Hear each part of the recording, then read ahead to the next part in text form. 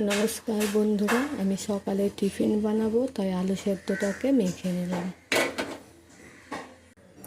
এই বেসনটাকে একটা ডিম, কালো জিরে, লবণ দিয়ে আমি ভালো করে ফেটিয়ে নেব। ব্যাটারটা ভালো করে আমি ফেটিয়ে নিয়েছি।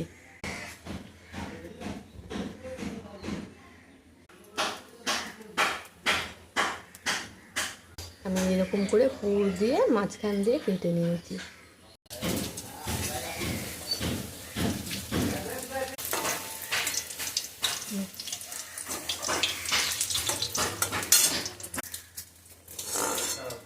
আমার রেডি বানানো।